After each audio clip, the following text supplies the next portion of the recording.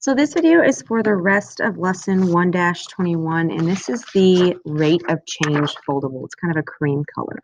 So on the back side of that foldable, it says, tell whether the rate of change is constant or variable. So to do this, you have to check your numbers. And so you're going to find slope using your calculator. And so let me clear this out. And so we're going to have to do it twice. We're going to do it with two different sets. So first, I'm just going to do these first two columns where feet are 1 and feet are 2. And so typically, we're going to say feet is our x. So in list 1, we're going to put 1 and 2. Those are our x's. And then in list 2, we're going to put our y's. So 12 and 24. And so what we're looking for here is the slope. So you can do stat and then over to calc 4 and then calculate. And so here I get a slope of 12. So I'm going to write that down so I can remember that that's what I got. And remember, we did these first two columns. So now let's check and let's do the last two columns. You have to kind of check a different set of data here. So second, my calculator, and then we're going to go to stat again. We're going to do a new list. So this time I'm going to do the x's 7 and 9. And then the y's that I'm going to put in are going to be 84 and 108. And so remember, you go over to calc 4 for linear regression and then down to calculate. And so I got 12 again for the slope. So what that means, if you get the slope the same both times, that you've got a constant rate of change. So now in example 2, we're going to do the same thing. So we're going to do one set of data first and then another set. So let's do these two first. And so time is typically always an x. So in list 1, I'm going to do 1 and 3. And so in list 2, my y values are 12 and 38. And so stat over to calc, doing linear regression. So this time I got a slope of 13.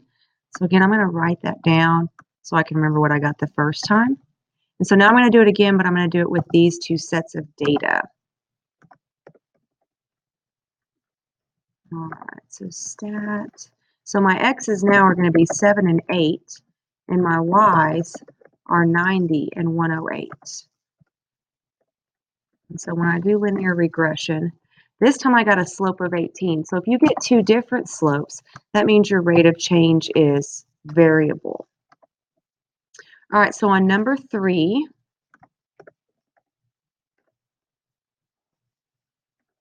our x's, usually time is an x, so we're going to do weeks as my x's. So 1 and 2, and then my y's would be 7 and 15.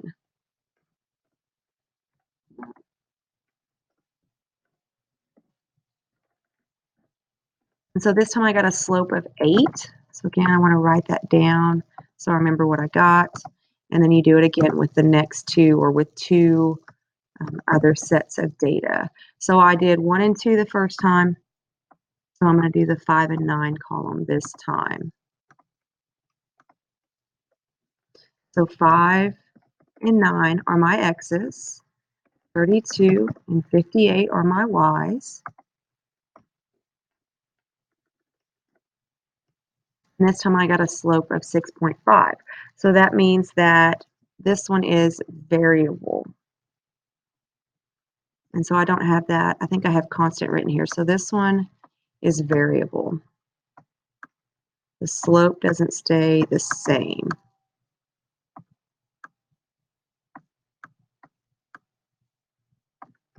All right, and then the last one here, let's do 2 and 3 first. And so again, cost, money is usually a Y.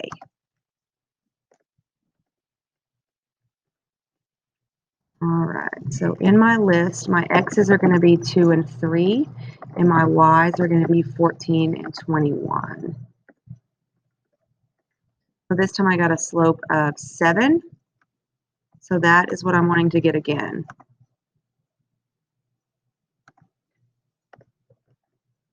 Now I'm going to do, let's do the last two, 8 and 11.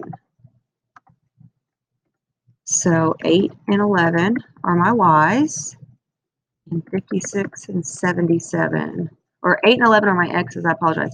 56 and 77 are my y's.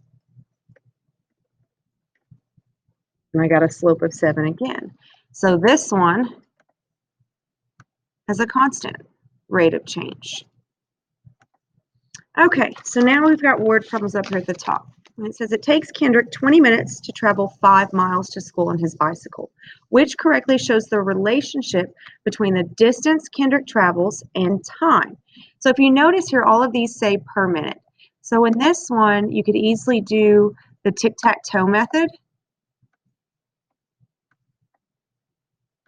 And so remember when we do tic-tac-toe, I've got unit, or I've got rate in one box, and then I would have unit rate in the other box, and then the two objects I'm comparing. So here I'm comparing minutes to miles. And so my first rate I have is 20 minutes, and I can do 20 minutes in 5 miles. So I'm wanting a unit rate, and again, all my answers say per minute, so I know my unit rate is going to have, minutes be 1. So again, to solve these, you cross multiply. So always go to diagonal first, and then you divide. So I'm going to do 1 times 5, and then I'm going to divide by 20.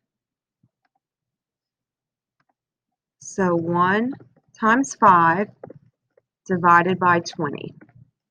And I get 0.25. So that means in this box here, I can do 0.25 miles in 1 minute. So your correct answer here would be C. All right, the next one says the number of donuts produced by a machine is directly proportional to the time the machine runs. The machine produces 380 donuts in 20 minutes. How many donuts can the machine produce after running for 45 minutes? So again, you can do your tic-tac-toe here. And so in this one, I'm not doing a unit rate. I've got rate 1, and that's the information they've given me. And I'm trying to find information for a new rate. So instead of putting rate 1 and rate 2, the other thing that you can do is original, which is what the question gave you, and then new, and that's what you're trying to find. And so I'm comparing donuts and minutes. So my original rate tells me that it can make 380 donuts in 20 minutes.